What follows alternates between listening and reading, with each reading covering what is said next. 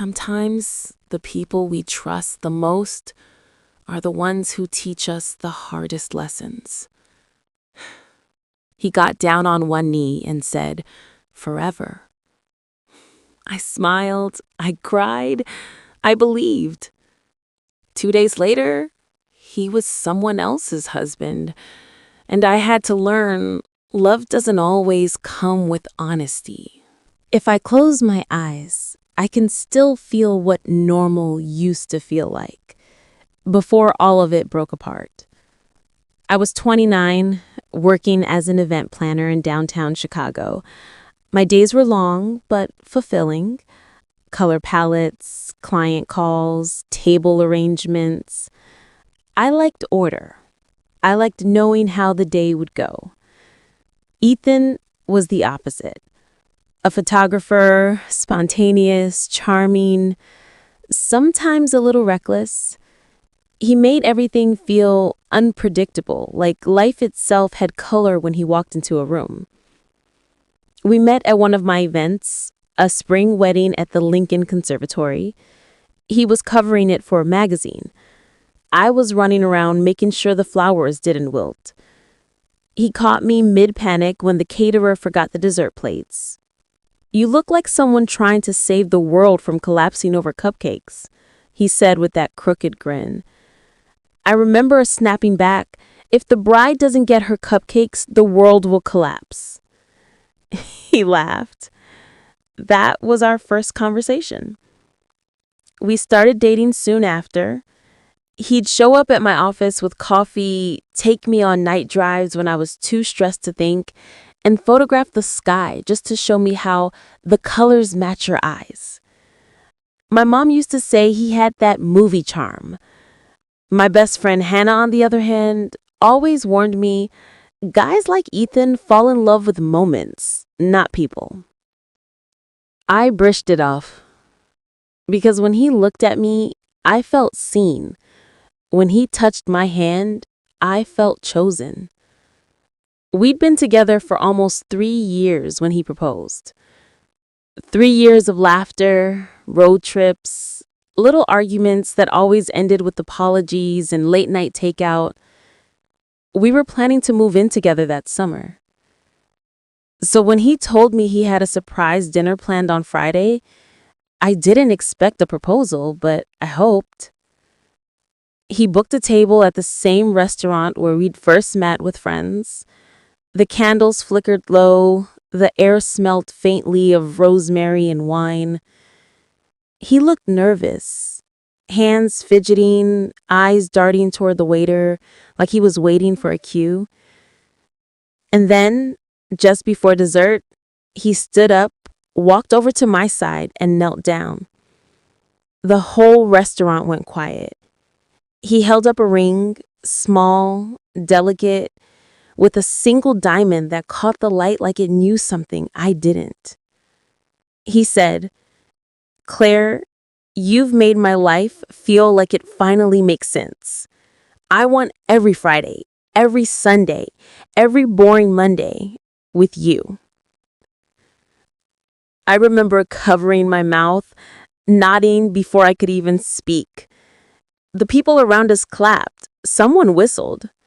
I could hear my heartbeat in my ears. He pulled me into his arms, whispering, "You're my forever, Claire." Forever? That word still hurts. After dinner, we walked along the river walk.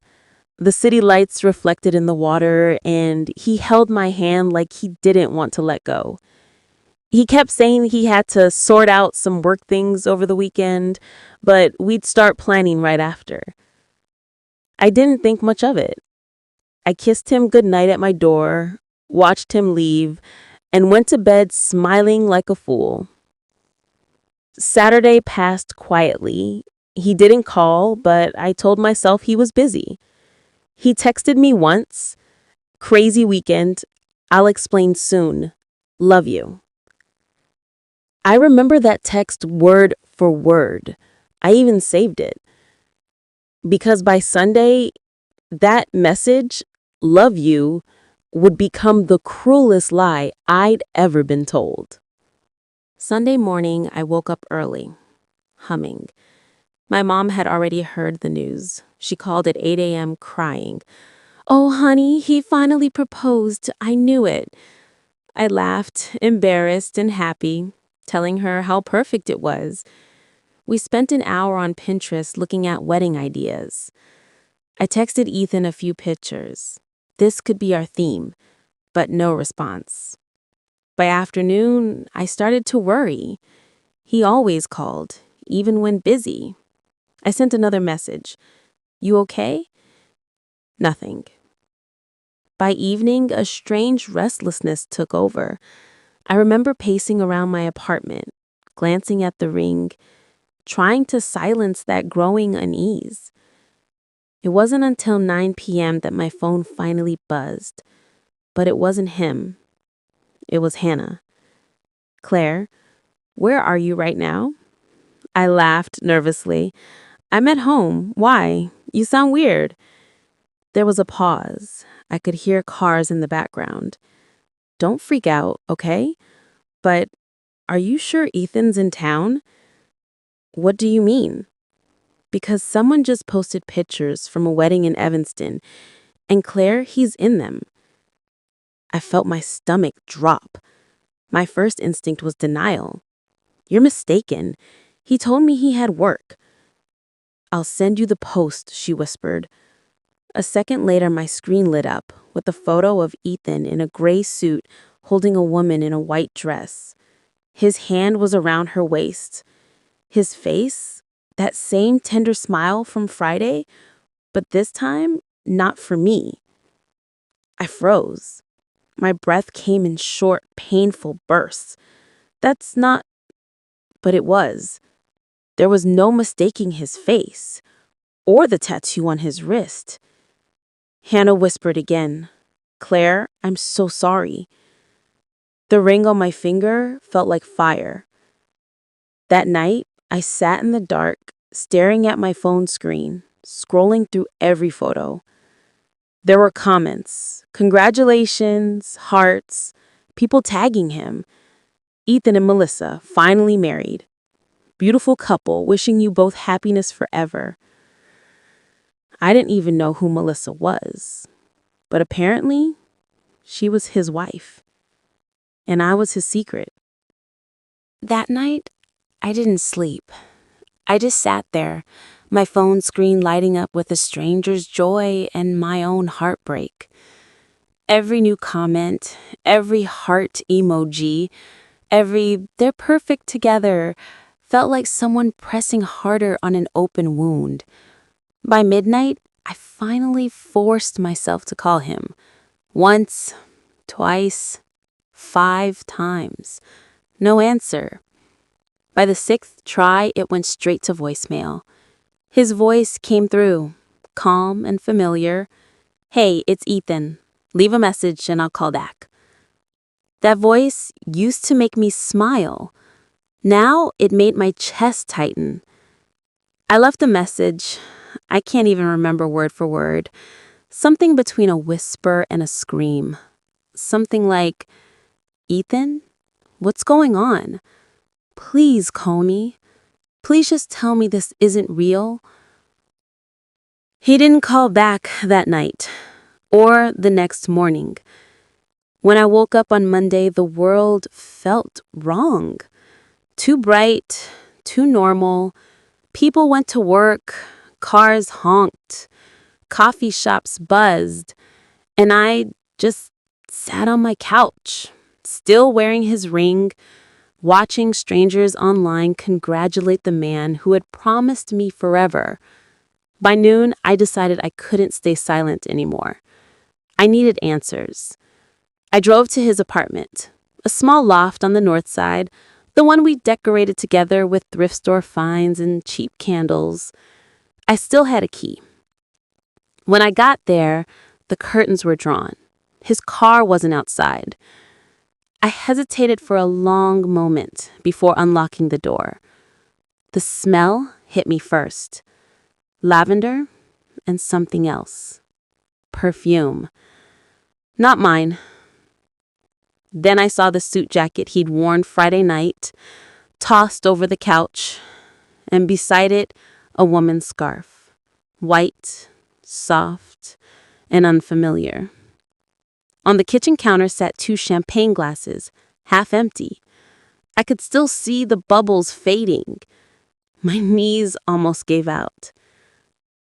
I walked through the apartment like I didn't belong there, touching things as if they'd answer me. My heart was pounding so loud I could hear it echo. And then I saw it.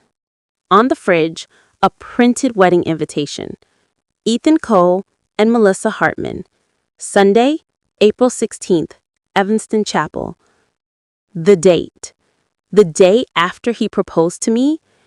My hand trembled as I pulled the paper off the fridge. My eyes blurred. I read it again and again, hoping I was hallucinating. But it was real. I sank to the floor, clutching that invitation, trying to breathe. The man who told me I was his forever had already planned forever with someone else. Hours passed before I moved. I sat there until the sun went down, until the shadows stretched long across the floor, and then the door clicked. Footsteps. Ethan walked in, holding a grocery bag, humming like everything was fine. When he saw me, his face went pale. "Claire," he whispered, "what are you—" I held up the invitation. "This," I said quietly. "What is this?" He froze. "Claire, listen." "No," I interrupted, my voice shaking. "You listen. You proposed to me on Friday. You said I was your forever. And 2 days later, you married someone else?" He ran a hand through his hair, pacing. "It's not what it looks like." "Then please explain what it looks like." He looked cornered, desperate. "Melissa, it's complicated." "Complicated?" I laughed bitterly. "Marriage is complicated, Ethan. Not lying, not cheating, not pretending to love someone while you're planning vows with another woman." He looked down, voice low. "It wasn't supposed to happen like this." "Like this?" My voice cracked. "What was supposed to happen?" He didn't answer. He just stared at the floor. And in that silence, something inside me shattered. "Tell me," I whispered, "did you ever love me? Or was I just a backup plan?" His eyes lifted to mine, and for a split second, there was guilt. Real guilt. "I did love you," he said softly. "I still do. But Melissa's family, it's business, Claire. My company needed—" I couldn't hear the rest. My ears rang. "So this was about money?" I asked. "You proposed to me for love and married her for profit?" He didn't deny it. That silence was louder than any confession. I walked toward the door, my fingers still clenched around the invitation. He reached out to stop me. "Claire, wait, please. I didn't mean to hurt you." I turned back just long enough to meet his eyes. "You didn't hurt me, Ethan. You destroyed me." And then I walked out. The days that followed were a blur. Tears, disbelief, and a kind of numbness that doesn't fade easily. I called off work. I couldn't eat. I couldn't talk to anyone without breaking down. Hannah came over every day, bringing soup and silence. She didn't try to fix it. She just sat beside me, holding my hand when I couldn't hold myself together. "You should tell someone," she said finally, one evening. What he did isn't just wrong, it's cruel.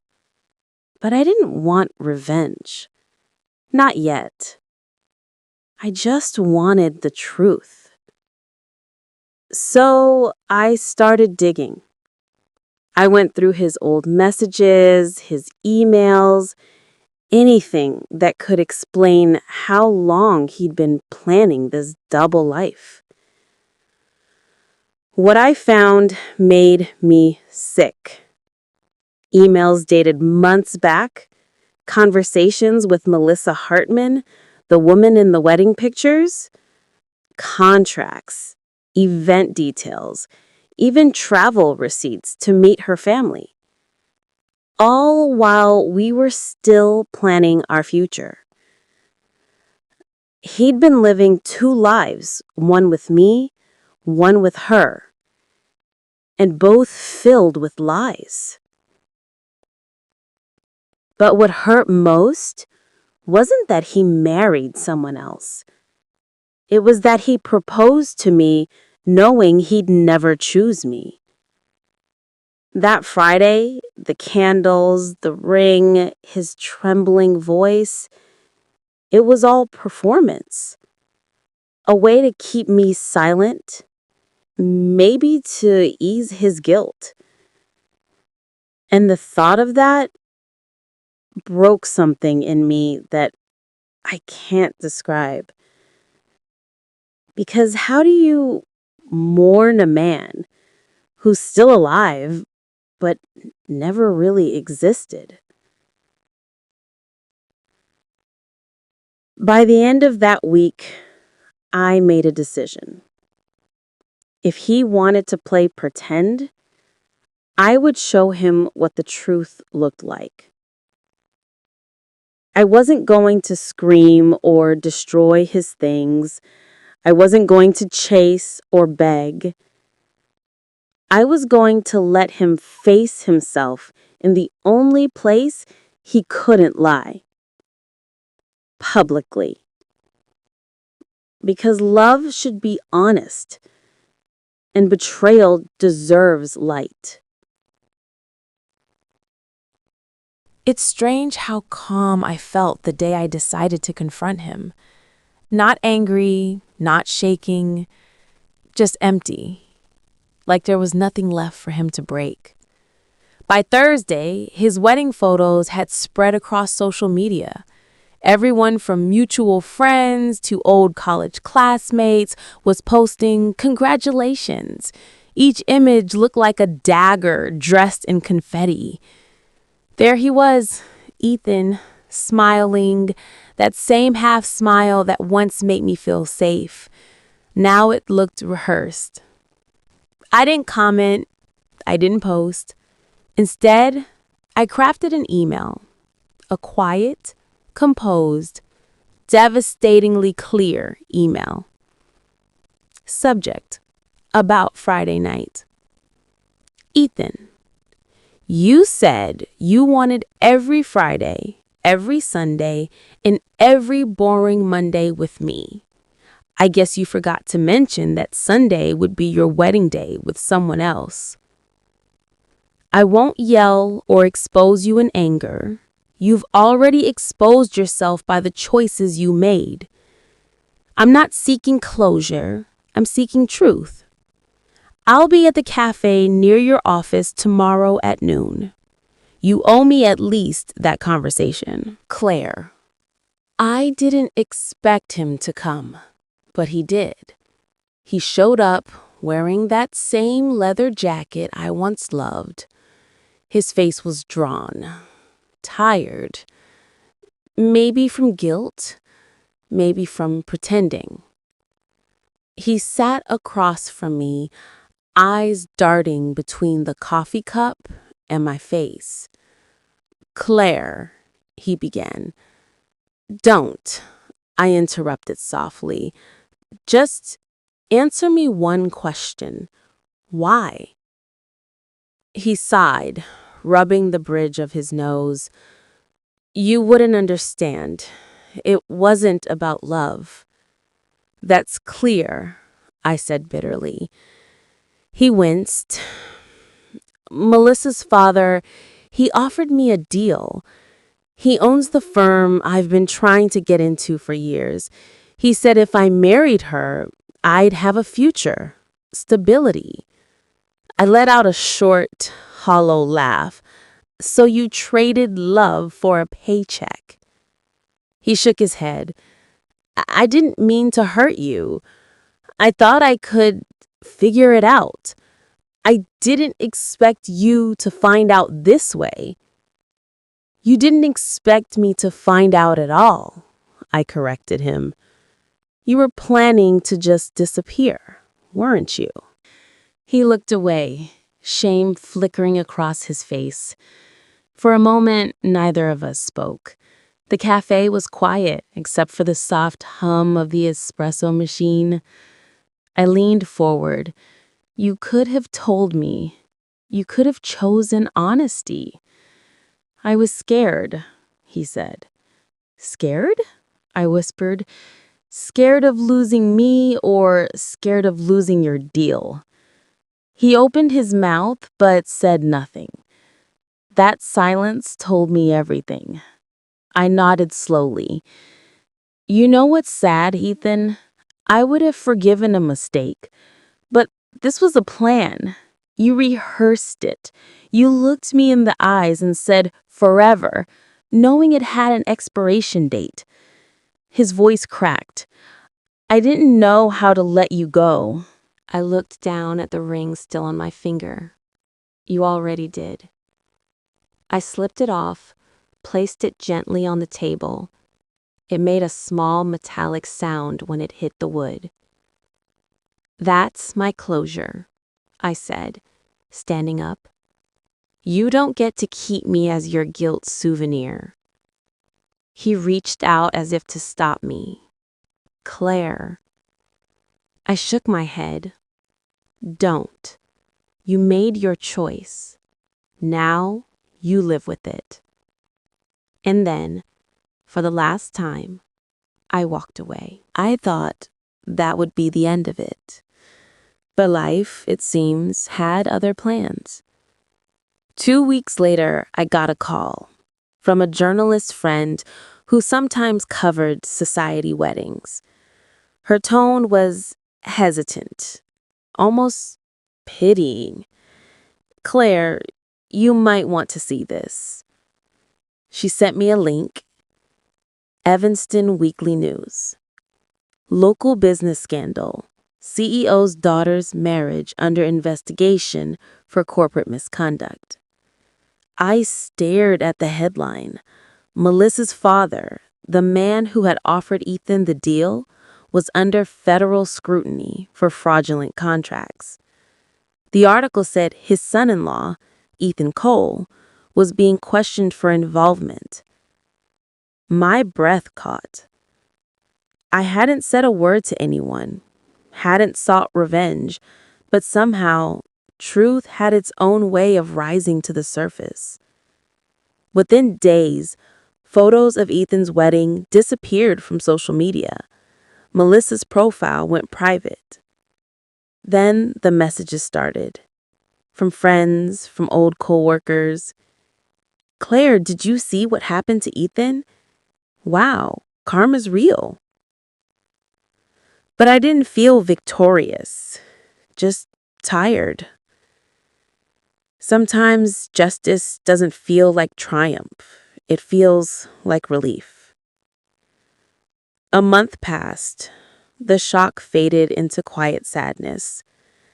I went back to work, slowly picking up pieces of my routine. Planning other people's weddings was harder now. I'd stand there, watching brides adjust their veils, grooms whisper nervous jokes, and wonder if they knew how fragile promises could be. One afternoon, I was setting up a ceremony at a rooftop venue when a small, older woman approached me. "You're the planner, right?" she asked with a kind smile. I nodded. She touched my arm gently.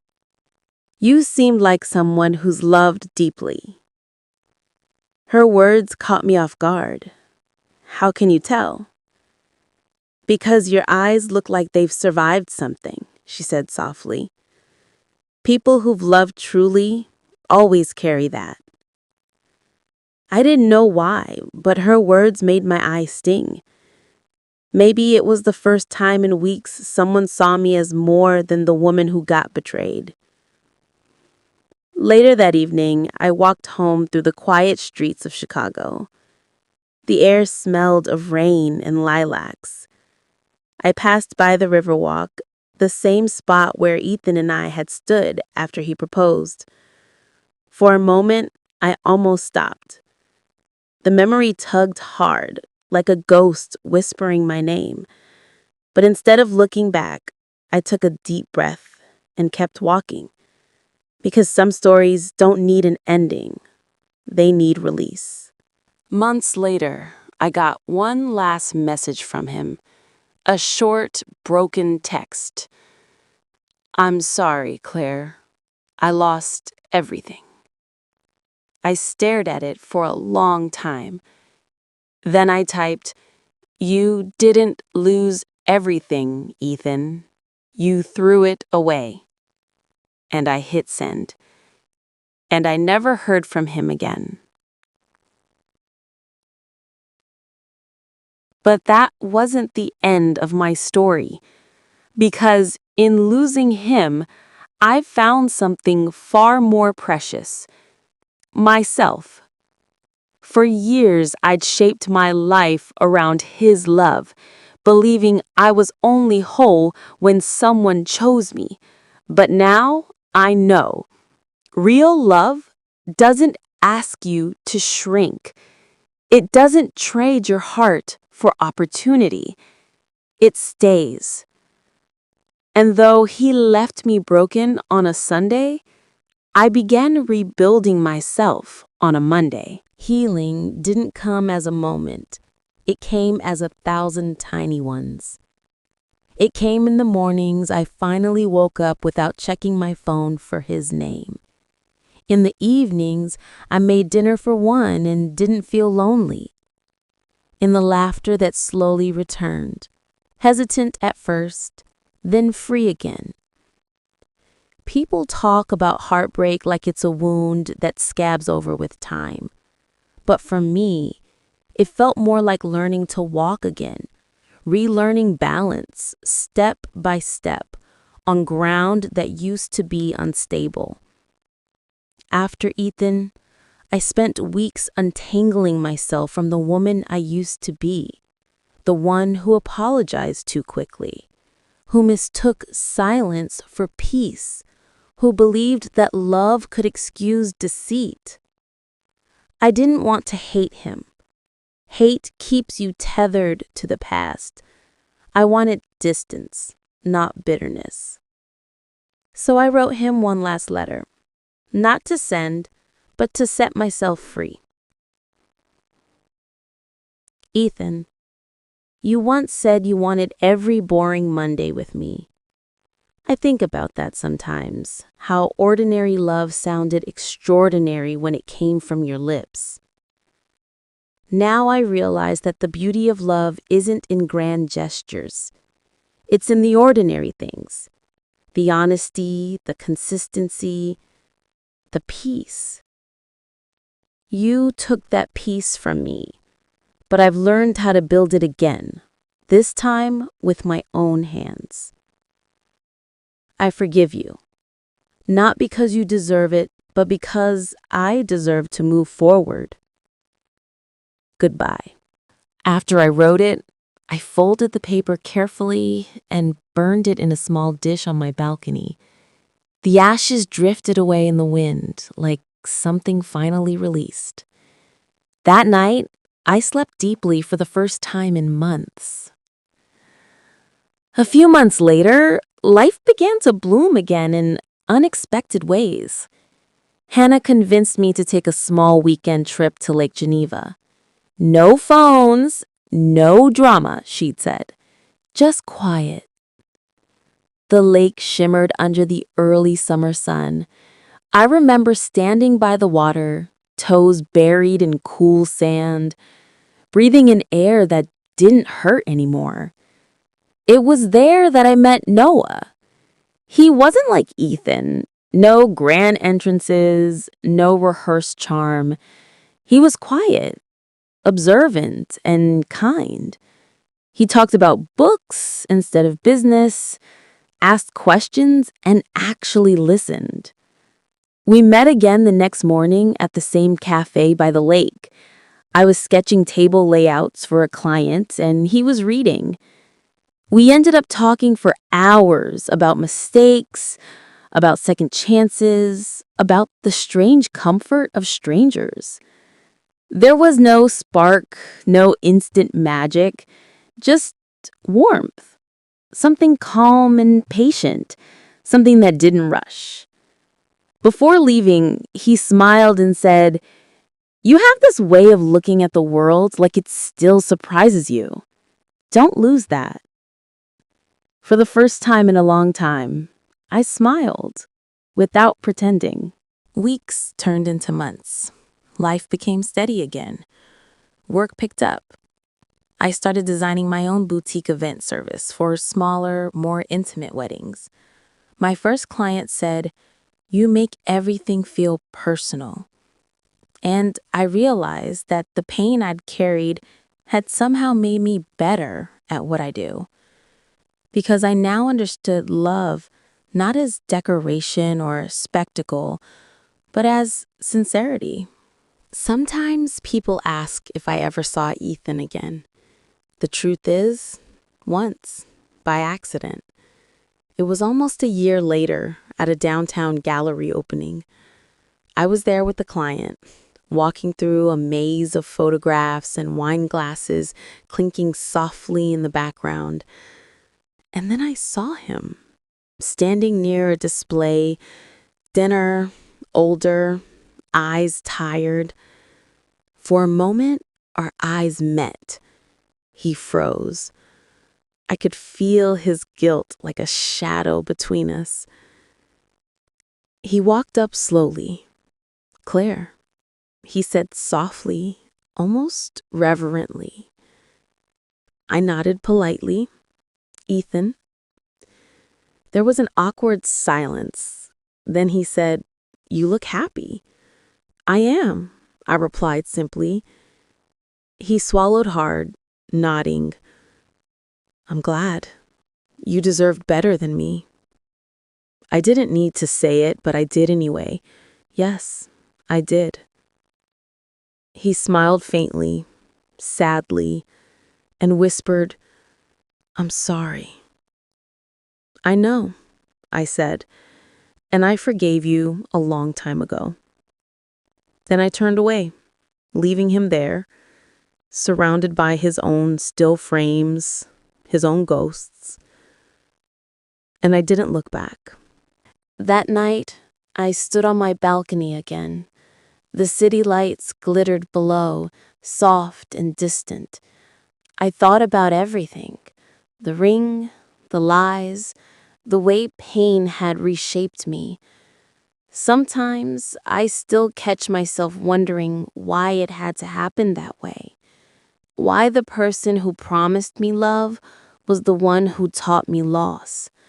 But maybe that's what love is supposed to do sometimes.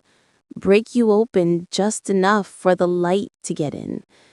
Because now, when I plan weddings, I tell every couple the same thing. Don't chase perfection. Chase truth. It's the only thing that lasts. 6 months later, I went back to the lake, alone this time. Noah was there again, sitting by the same cafe window, reading the same dog-eared book. When he saw me, he smiled like it wasn't a surprise at all. "I was hoping you'd come back." And I realized he didn't say waiting. He said hoping. There's a difference. Hope doesn't demand. It just believes quietly. I don't know what my story will be from here. Maybe it's friendship, maybe it's something more. But for the first time, I'm not afraid of not knowing. Because the woman who once begged for answers now trusts herself enough to live without them. And that's its own kind of love story. They say heartbreak either destroys you or rebuilds you. The truth is, it does both. It breaks you apart, piece by piece, and then forces you to decide which parts are worth keeping when you rise again. I used to think closure came from answers. Now I know it comes from acceptance. Because sometimes you'll never know why someone broke you. You just learn that you deserved better. And that's enough. For the longest time, I carried Ethan's betrayal like a secret scar. Not visible, but always there. And then one morning, while setting up for a small backyard wedding, I watched the bride fixing her father's tie, and she whispered, "Don't cry, you'll make me cry." He laughed through tears and said, "I just can't believe my little girl found someone who looks at her like that." That's when it hit me. Love wasn't supposed to hurt like mine did. It wasn't supposed to leave you begging for honesty, gasping for trust. It was supposed to feel like that. Simple, safe, and still. I won't lie to you. Healing wasn't cinematic. There were no perfect montages, no rain-soaked epiphanies, just days where I brushed my hair, fed myself, and kept breathing. Small victories that no one claps for. But those are the days that count. Because one morning you wake up and the song that used to make you cry just sounds like a song again. The street you once avoided feels ordinary. And the name that haunted you loses its weight. That's how healing happens. Quietly, steadily, and always when you're not looking. I still keep the engagement ring in a small wooden box. Not because I want to remember him, but because it reminds me how far I've come from the girl who said yes too easily. I thought love was supposed to be grand gestures and promises under fairy lights. Now I know it's about presence. It's about the person who stays even when no one's watching. Sometimes people message me, women who've lived the same kind of pain. They say, "He proposed and then disappeared. He swore I was his forever, but he was planning his next life behind my back. I can't breathe without crying."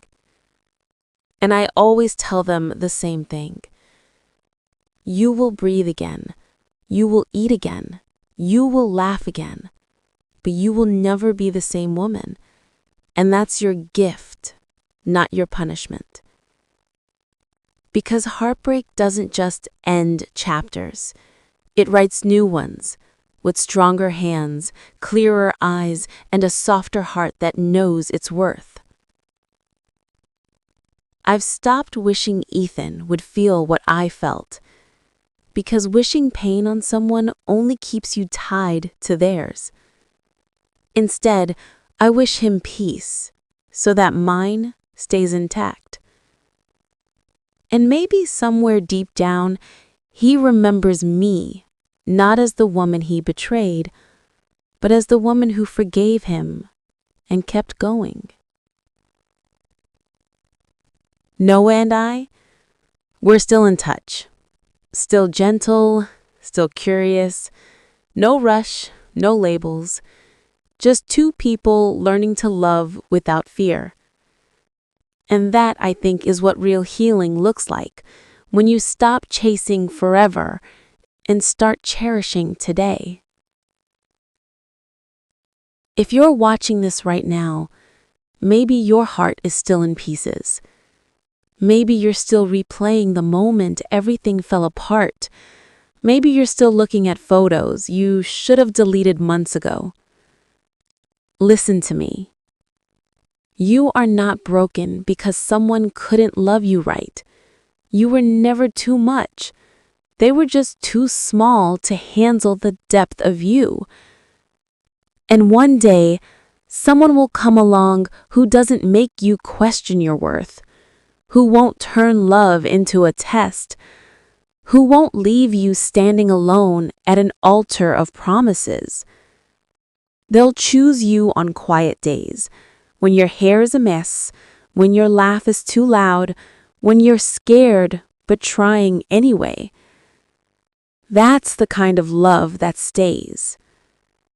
Because love, real love, isn't fireworks. It's warmth. It's peace. It's the hand that doesn't let go when the lights go out. And when you finally find it, after the storm, after the lies, after the tears, you'll look back at the one who broke you and you'll whisper, not with anger, but with grace, "Thank you for teaching me exactly what love is not." So if you're listening tonight and you're sitting in the dark wondering why they left, remember this: you didn't lose them. You lost the version of yourself that accepted less. And that, my dear, is a blessing in disguise. This isn't the end of your story. It's the chapter where you rise.